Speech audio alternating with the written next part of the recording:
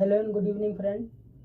तो 17/5/2008 को जब दाताराम नेनोरिया और के गौतम की देखरेख में छत का दरवाज़ा खोला गया तो वहाँ उन्होंने देखा कि एक लाश और पड़ी हुई है। तो वो जाते हैं और लाश एक कूलर के पैनल से ढकी हुई थी, तो उसका निरीक्षण करते हैं और वहाँ के लोग जो उस समय भीड़ मौजूद थी, जिसमें से दिनेश तलवार भी थे, उनसे पूछा गया कि लाश किसकी हो सकती है। तो वो जो है इस लाश को नहीं पहचान पाए और किसी और ने लाश की पहचान की और उन्हें बताया ये असल में लाश हेमराज की है। अब पुलिस भी चौकन्नी हो जाती है कि हम जिसको कातिल समझ रहे थे उसका ही कत्ल हुआ है। तो उस छत पे जो है ना घर्षण के निशान देखे गए, जैसे कि हेमराज की बॉडी को घसीटा गया हो। उसके अलावा लाल रंग का पानी देखा गया कूलर की टंकी में। इसके अलावा वहाँ पंजे का बाकायदा एक निशान मिला जो कि लाल था और लगता है कि कातिल के पंजे का ही वो निशान था। इसके अलावा जूते का भी निशान मिला। अब डॉक्टर राजेश तलवार और नूपुर तलवार को फ़ोन कर दिया जाता है कि आपके छत के ऊपर एक लाश मिली है, तो आप इसका आके जायज़ा लें। तो वो भागे भागे जब घर आते हैं तो सबसे पहले तो नूपुर तलवार जो है गाड़ी से उतरने से इनकार करती हैं कि उनके हाथ में अस्थियां रखी हुई हैं उनकी बेटी की, तो वो इसको वापस घर में ले जाना सही नहीं समझती। तो राजेश तलवार जो है छत पर जाते हैं और पहली बार में वो लाश को पहचानने से इनकार कर देते हैं। हालांकि हेमराज उनके साथ इतने दिनों से रह रहा था। फिर वो फ़ोन लगाते हैं डॉक्टर नूपुर को और एक टी शर्ट और बालों के बारे में पूछते हैं हेमराज की। फिर वो इस बात को मानते हैं और पहचानते हैं कि यह शव हेमराज का ही था। असल में गर्मी इतनी थी मई के महीने में दिल्ली में कि लाश जो है ना फूल गई थी, तो वो आसानी से पहचान में आ नहीं रही थी और शरीर जो है फूल गया था और एक किस्म से सड़ने जैसा होने लगा था।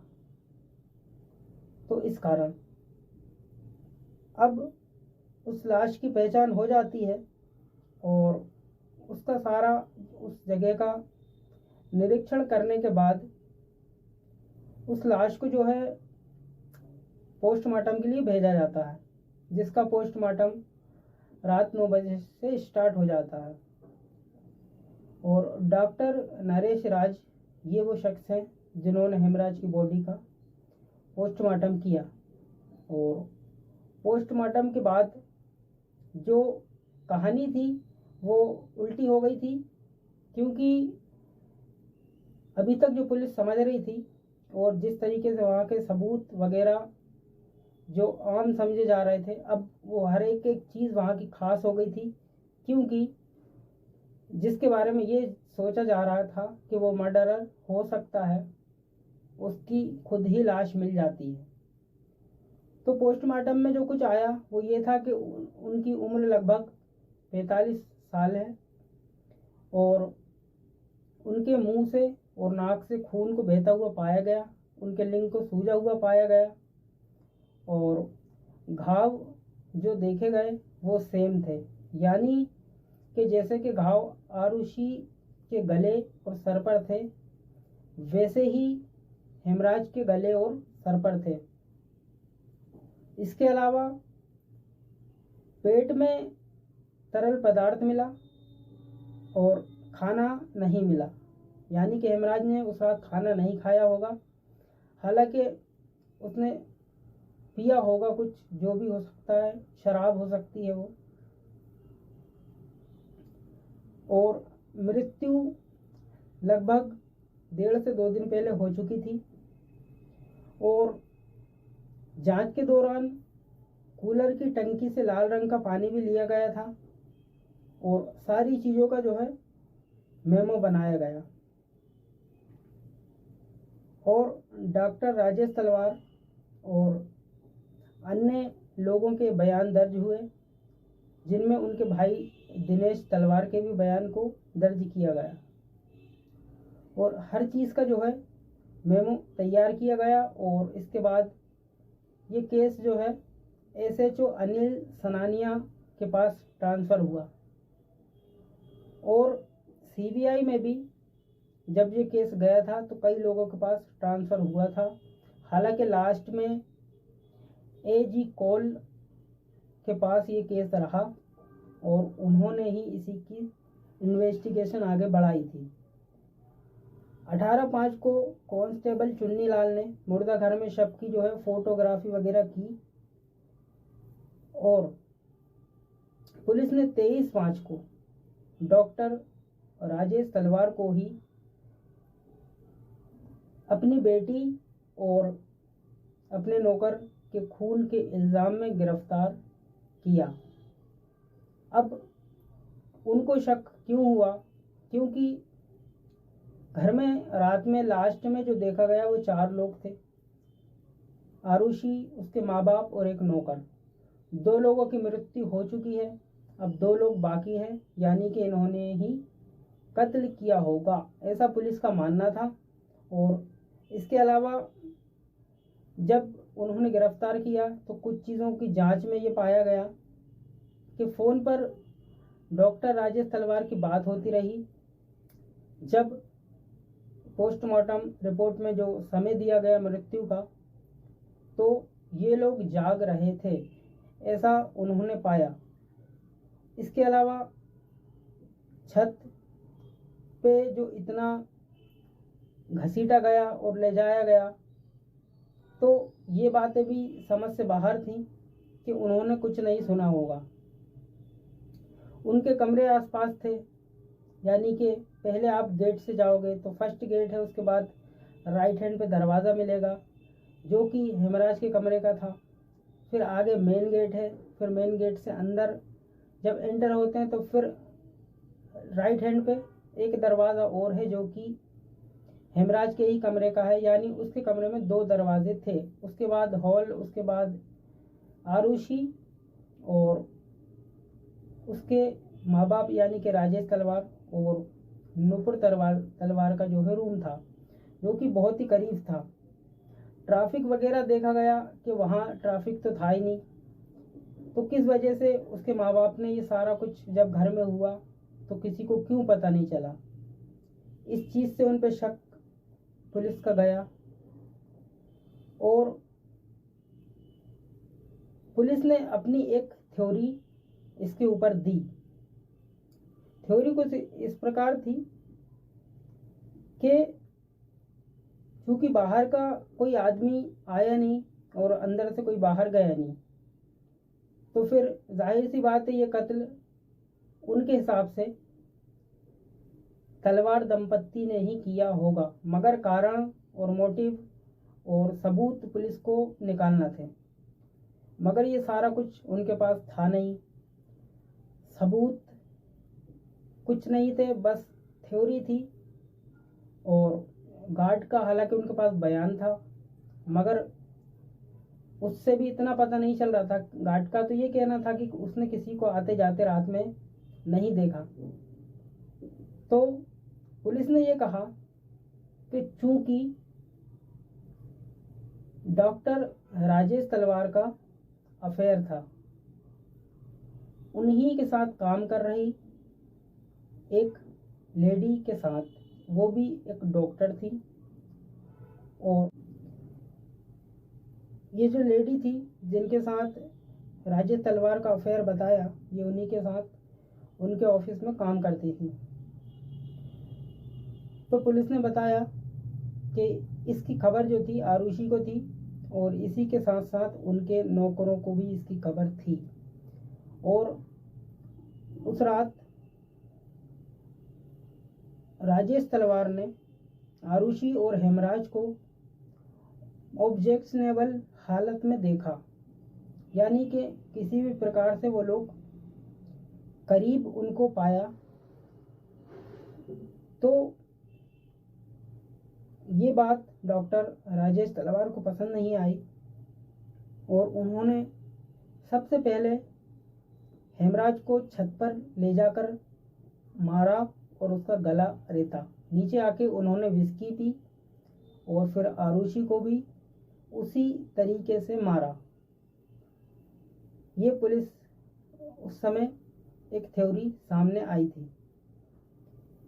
दोनों के एक ही तरीके से मारा गया था तो जाहिर सी बात है कत्ल करने वाला एक ही शख्स था। इसके अलावा जिस शार्प तरीके से उनका गला रेता गया था, इससे पता चलता था कि ये जो हथियार चलाने वाला है ये हथियार चलाने में माहिर है। जैसा कि डॉक्टर उनकी सर्जिकल ब्लेड को नाप तोल कर पेशेंट की जान बचाने के लिए चलाते हैं। तो क्योंकि वो डॉक्टर भी थे इस वजह से शक की सुई उन पर रहती है। और इसके अलावा हेमराज ने जो है अपने मिलने वालों को कुछ दिन पहले एक चीज़ बताई थी। उन्होंने कहा था कि मेरी जान को जो है खतरा है और उन्होंने नाम लिया था कि तलवार ही फैमिली है या राजेश तलवार। तो इस वजह से भी शक उन पे जा रहा था। और इसके अलावा छत पर उनको ले जाया गया और वापस आकर गेट भी लगाया गया तो बाहर का कोई शख्स गेट नहीं लगा पाएगा और चाबी उसको कहाँ से मिलेगी और वो इतना उसको कूलर के पैनल से क्यों ढाकेगा और उसको इतना समय कैसे मिलेगा। उसको हमेशा डर रहेगा अगर कोई सो रहा था तो ये लोग उठ ना जाएं। वो केवल अगर मर्डर किया था तो भाग जाता, मगर ये सारा कुछ हर चीज़ सेटिंग के तहत हुई है तो ज़रूरी है कि कत्ल करने वाला घर का ही कोई शख्स होगा। और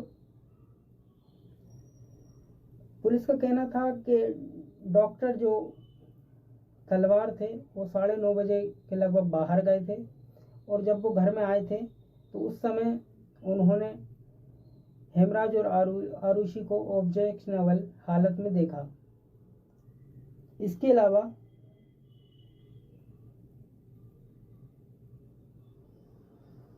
पुलिस ने और कोई खास जानकारी नहीं दी नूपुर के बारे में और उन्होंने कहा कि इन्वेस्टिगेशन चल रही है। तो इसके बाद 31/5/2008 को अब इस केस को ट्रांसफ़र सीबीआई पर कर दिया जाता है। तो इस केस की जांच इसके बाद सीबीआई ने की और सीबीआई में भी कई अफसर जो है चेंज होते रहे। लास्ट में इस केस को जो हैंडल किया वो एजी कोल द्वारा किया गया, जो कि 2013 तक उन्होंने इसको हैंडल किया। तो सीबीआई ने अपने तरीके से इसकी जांच की, फिर से उस घर का दौरा किया और लगभग 14 वस्तुओं का मेमो तैयार किया और बयान लिए, फिर से लोगों के और पूछताछ की। एक चीज़ सीबीआई के सामने ये आई कि राजेश तलवार ने कुछ दिन पहले एक कृष्णा नाम का जो नौकर था उनके क्लिनिक में उसको डांटा और चिल्लाया था। तो पुलिस ने उस नौकर से भी पूछताछ करने की सोची। तो जब पुलिस ने उनके घर पर जाकर चेकिंग की, जो कि था फ्लैट नंबर L14 उसी इलाके में था, तो ये हालांकि सर्वेंट क्वार्टर में रहते थे तो पुलिस ने ये निरीक्षण करने पर यह पाया कि कृष्णा के घर से एक खून के धब्बे वाला खुकरी और एक बैंगनी रंग का तकिया पाया गया है। तो इस वजह से पुलिस का शक जो है अब कृष्णा और पुलिस का नहीं सॉरी सीबीआई का जो है शक कृष्णा पर चला जाता है। लगभग 3 सामान उसके घर से मिलते हैं और इसके बाद पुलिस और 2 व्यक्तियों को गिरफ्तार करती है, जिसमें राजकुमार और विजय मंडल। ये तीनों लगभग दोस्त माने जाते हैं और ये लोग वहीं काम कर रहे होते हैं।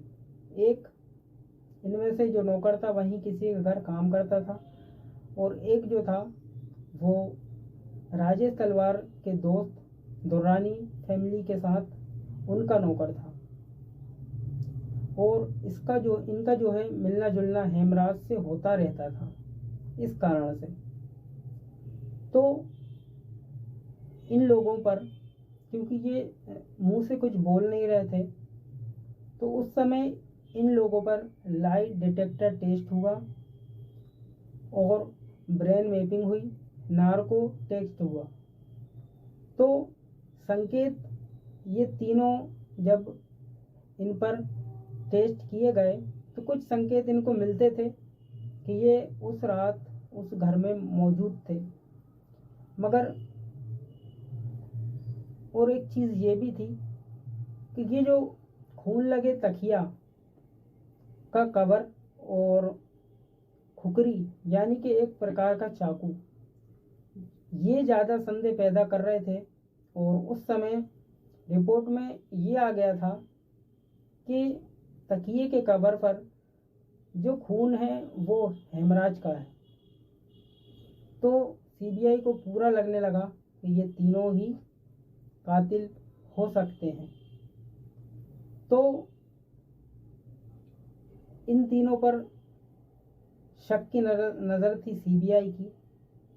उस समय एक चीज़ ये सामने आई थी कि वो जो खोखरी पे खून लगा हुआ था वो हेमराज का तो छोड़ो किसी इंसान का था ही नहीं। और दूसरी चीज़, जो तकिए के कवर पर हेमराज का डीएनए मिला था वो था तो हेमराज का, मगर वो तकिए का जो कवर था वो एक मिस्टेक हुई थी, जिसको मिसप्रिंट भी कह सकते हैं। ये लेबोरेटरी द्वारा, जिसको हम मिसप्रिंटिंग की मिस्टेक कह सकते हैं, या हो सकता है कि लेबलिंग की मिस्टेक, ये उस समय उन्होंने विस्तार से कोर्ट को समझाई थी। तो जिसमें पाया गया कि तकियों के कवर आपस में बदली हो गए हैं लेबलिंग में, और जिस तकिए को हेमराज के घर से उठाया वो, और जिस तकिए का कवर कृष्णा के घर से उठाया वो आपस में अदली बदली हो गए हैं। तो इस वजह से उसका खून या डीएनए वगैरह उसके तकिए के कवर पर मिलता है। तो ये चीज़ें आने के बाद और इनके जो टेस्ट हुए थे, लाई डिटेक्टर और ब्रेन मैपिंग, इनसे भी कुछ खास नहीं पता चला था कि इनका किसी का भी हाथ हो सकता है। अब उन तीनों को भी क्लीन चिट मिल जाती है। इसके बाद सीबीआई की फिर एक टीम चेंज होती है। अब वो नए सिरे से इसकी जांच करती है और ये पाती है कि पुलिस जो पहली बार में एक थ्योरी जो पुलिस ने दी थी, तो अब उसी थ्योरी को आगे बढ़ाते हुए सीबीआई अपनी थ्योरी देती है और उनका शक फिर से घूम के राजेश तलवार और नुपुर तलवार के ऊपर ही आ जाता है। उसके कारण ये थे कि सीबीआई ने जो चेक किया उनके घर एक इंटरनेट राउटर लगा हुआ था, जो कि 11 बजे के लगभग नुपुर तलवार उसको चालू करने आई थी कमरे में आरुषि के। तो उस राउटर के बारे में ये पता चलता है कि वो रात भर ऑन और ऑफ होता रहा है। तो यदि ये लोग सो रहे थे तो उसको ऑन ऑफ किसने किया, इसके बारे में जवाब भी हालांकि मिले। तो वो इस वजह से हो रहा था क्योंकि अगले दिन भी यही देखा गया कि वो राउटर अपने आप ऑन और ऑफ हो रहा था। तो इस वजह से ये कहीं से नहीं कह सकती थी सीबीआई कि वो राउटर ये लोग जागते समय ऑन ऑफ कर रहे थे। और बाहरी व्यक्ति कोई आया नहीं, कोई गया नहीं। इसको भी सीबीआई ने कहा कि जब कोई आया गया है नहीं तो कत्ल तो घर के ही लोगों ने किया होगा। इसके अलावा सीबीआई ने चेक किया कि बिजली उस रात गई नहीं थी, तो राउटर ऑन ऑफ कौन कर रहा था। इसके अलावा कुछ घर से चोरी नहीं हुआ था। हालांकि आरुषि तलवार का मोबाइल गायब था और हेमराज का भी मोबाइल गायब था, जो कि बाद में मिल भी गए, मगर उनसे कुछ फ़ायदा हो नहीं पाया। और एक बयान था भारती मंडल का जिसमें उसने कहा कि वो अंदर गई। सीबीआई का कहना था कि वो अंदर गई तो उन्होंने राजेश तलवार और नुपुर तलवार को रोता हुआ नहीं पाया, क्योंकि उनकी जब बच्ची की देहांत हो गया था तो उनको तो रोना चाहिए था। अच्छा, एक चीज़ ये भी थी कि कपड़ों पे उनके खून नहीं लगा था, इस कारण से सीबीआई ने उनको दोषी माना। हालांकि कपड़ों पे खून लगा होता तब उनको दोषी माना जाता, पर सीबीआई का इसमें यह था कि चूंकि वो माँ बाप थे और उनकी बच्ची अचानक इकलौती बच्ची की मौत हो गई, और क्या उन्हें इतना भी नहीं लगा कि उसे गले लगाया जाए, और यदि उसे गले लगाते तो उसका खून ज़रूर उनके कपड़ों पर लग जाता। तो ये कारण एक सीबीआई ने रखा कि क्यों उनको ऐसा लगता है। और छत पर लेकर जाना हेमराज को और आते समय उस गेट पर ताला लगाना, ये सीबीआई को अजीब लग रहा था, क्योंकि यदि कोई बाहर का कातिल होता तो वो भागने की कोशिश करता, ना कि ताला लगाता, उसकी लाश को घसीटता और कूलर के पैनल से ढांकता। तो सीबीआई को ये सारा कुछ व्यवस्थित लग रहा था कि ये घर ही के लोग थे, तो इन्होंने व्यवस्थित घर को करने के लिए ये सारा कुछ किया होगा। इसके अलावा विस्की वहाँ एक रखी हुई थी जिसको पिया गया था। सीबीआई का ये कहना था कि यदि कोई बाहर का होता तो वो कभी हिम्मत नहीं करता कि खून करके आके और वो विस्की पिए। तो ये कारण की वजह से भी शक राजेश तलवार दंपत्ति पर जा रहा था। और इसके पहले छत का दरवाज़ा बंद नहीं होता था, तो उस दिन क्यों बंद मिला। और बाहर से आने वाले के लिए चाबी का ढूंढना बहुत मुश्किल था। अगर इस बात को भी मान लिया जाए कि चाबी हेमराज के पास रहने लगी थी डेंटिंग पेंटिंग के काम के बाद, तब भी नए शख्स के लिए इसको ढूंढना आसान नहीं था और फिर ढूंढ के उस ताले को लगाना। इसके अलावा अपराध स्थल को बाहरी जो व्यक्ति हैं वो सजाएंगे नहीं। ये चूंकि घर के ही थे तो इन्होंने उसको सजाया, ऐसा सीबीआई का मानना था। इसके अलावा गोल्फ क्लब के सदस्य थे राजेश तलवार, तो उनके पास गोल्फ स्टिक भी हुआ करती थी, तो उसी को खून का हथियार मानना था सीबीआई का। इसके अलावा आरुषि तलवार और हेमराज दोनों के ही जो निशान थे वो गला एक जैसा कटा और सर पर चोट एक जैसी लगी, तो कातिल भी एक ही होगा, ये भी सीबीआई का।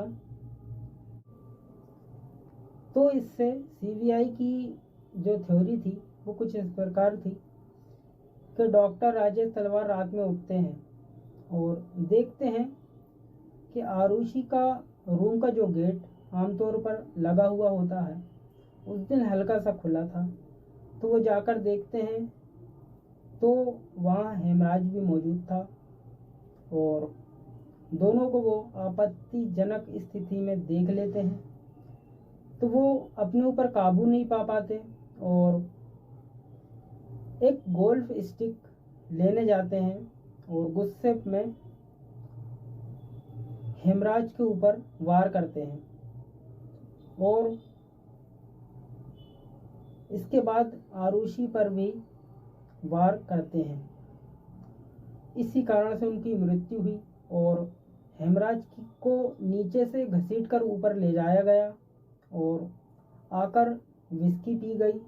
इसके बाद नुपुर तलवार ने भी उनका साथ दिया ये सारे मामले में और घर की सफाई सुथराई की गई, सबूत मिटाए गए और आरुषि के कपड़े वगैरह चेंज किए गए और उसके जो प्राइवेट पार्ट थे उनको भी साफ किया गया। इस प्रकार से कुछ कहना था। तो इसके अलावा जो है इसी थ्योरी पर कोई सबूत हालांकि नहीं था, जैसे कि किसी के फिंगरप्रिंट मिल जाना, किसी का डीएनए मिल जाना। उस दिन डॉक्टर राजेश तलवार ने यदि आरुषि और हेमराज को देखा था तो हेमराज का भी डीएनए उस रूम में मौजूद होना चाहिए, जो कि नहीं मिला। इस वजह से केस जो है स्ट्रॉन्ग उनके खिलाफ हो नहीं पा रहा था। तो क्लोजर रिपोर्ट को दाखिल कर दिया गया। ये उस स्थिति में होती है जब इन्वेस्टिगेशन करने वाला पक्ष जो है थ्योरी देने के बाद अपने जो है सबूत और कड़ियों को उस तरीके से नहीं मिला पाता जैसा कि मिलाने को कहा जाता है, यानी कि कड़ी दर कड़ी यदि कोई साक्ष्य उस समय मौजूद नहीं है, घटना स्थल पर कोई गवाही देने वाला नहीं है, इसके अलावा जिसने किया गया वो कबूल नहीं कर रहा, तो इस समय ये थ्योरी चल जाती, मगर इसके सपोर्टिव जो एविडेंस थे वो नहीं मिले। इस कारण 2013 में हालांकि सीबीआई की इन दलीलों के बाद राजेश तलवार और नुपुर तलवार को उम्र कैद की सज़ा दी गई थी और 2017 में उनको हाई कोर्ट द्वारा रिहा भी कर दिया गया, जो कि बेनिफिट ऑफ डाउट के तहत रिहा किया है। तो इसमें जो है कुछ चीज़ें आई, जैसे कि दिनेश तलवार जो कि उनके भाई थे, उन पर आरोप लगा था कि उन्होंने जो पोस्टमार्टम कर रहे थे उन पर फ़ोन किया या करवाया और उनसे कहा कि यदि रेप या बलात्कार जैसी कोई चीज़ें उनकी रिपोर्ट में आती हैं तो वो उसको बाहर ना करें। इसके अलावा एक अजीब चीज़ थी कि भारती ने बयान जो दिया, उसने कोर्ट में बयान अपना दिया और कहा कि जो मुझे सीबीआई ने सिखाया समझाया गया है उसी प्रकार मैं बोल रही हूँ। तो ये भी संदेह वाली स्थिति बन गई थी उसके बयान पे कि उसको किसी ने समझाया है तो वो वही बोल रही है। हालांकि उसकी सफाई भी पेश की गई क्योंकि वो उतनी पढ़ी लिखी और गांव से आई हुई थी, तो उसको इस बारे में इतना क्लियरली नहीं समझ आया कि किस प्रकार बोलना है।